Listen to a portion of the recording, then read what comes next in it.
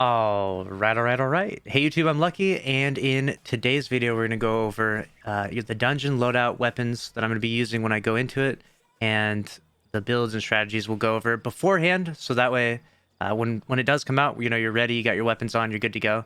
We're going to focus especially on weapons that are really strong in this season. Now, obviously, when you get in there could be, you know, different enemy types, different shield types. You might need to swap around some things, but the build that I'm going to go in overall with is probably this build right here, weapon-wise. Extraordinary Rendition with Overflow, one for all, because we're probably going to be a bit over-leveled because there's not a reset to the artifact, so you're going to have that crazy high plus, you know, 24 power bonus to the artifact.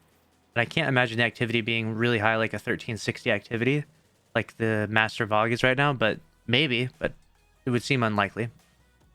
We'll see, though. Tomorrow, we'll see what Bungie challenges us with. If it's a really cakewalk, then obviously none of this really matters. You can just go in with anything. But I'm going to go Extraordinary Rendition, Cartesian Coordinate, and Sleeper is getting a big buff. So I'll keep that on as well.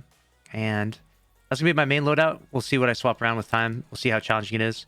I would also recommend this Ignition Code with Blinding Slide Shot. So good. If there are any champions, of course, you got Overload with the bow. And if there's any anti-barrier champions, this Arbalest is just going to be the best for that. So keep that in mind. Arbalest will be insane if there are any anti-barriers. The best weapon for that. In the energy slot, we got the Cartesian Coordinate. We got Telesto and Vex are also great options. Obviously, it's going to use up your exotic slot.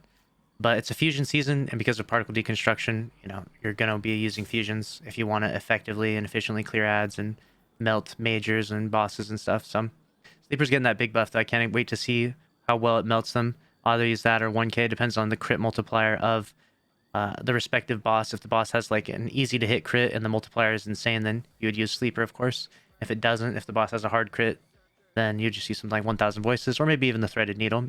Could be a good option if you want to use one of these other exotics for maybe there's crazy ads out there or champions or something. So the Lament on there just for jumping puzzles to be able to swipe around, get through the jumping puzzles fast and efficiently. And those are going to be all the weapons that I'm going to use. As far as subclasses go, I would recommend to have one Well of Radiance Warlock on your team. That's always just classically so good. And then as much stasis as possible. The stasis warlock is so good because the turret, if you don't have that, you know, choosing stasis on your subclass as a hunter is probably the best option right now.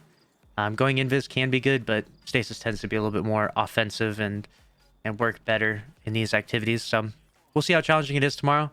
We'll see what it's like. In terms of mods, I'll have Protective Light on. I'll have Taking Charge on. Those will be like the two go-to I'll for sure keep on.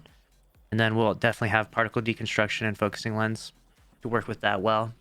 So that's going to be a wrap on this short little PSA video. I hope you find this helpful, and I hope that you get that Gjallarhorn on day one, and it's not too difficult for you.